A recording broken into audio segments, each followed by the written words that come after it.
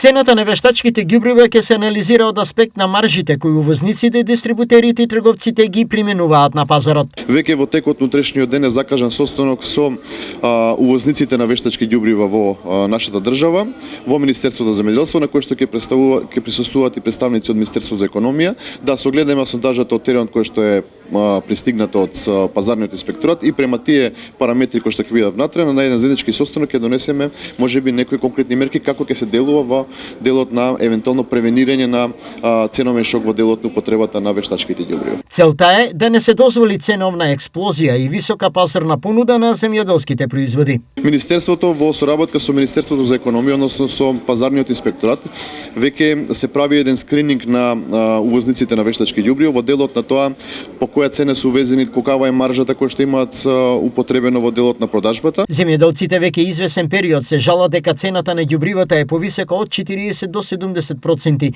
и дека тоа неминовно ќе ја зголеми цената на производството. Беше минатата година 600 дера, ова година 1000 дера и некаде да речеме околу 70%.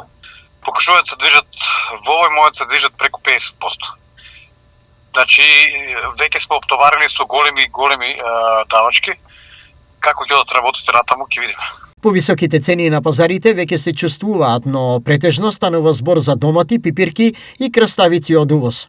Домашното производство, новите цени во споредба со лани, ќе ги има од мај па понатаму, најавуваат земјоделците.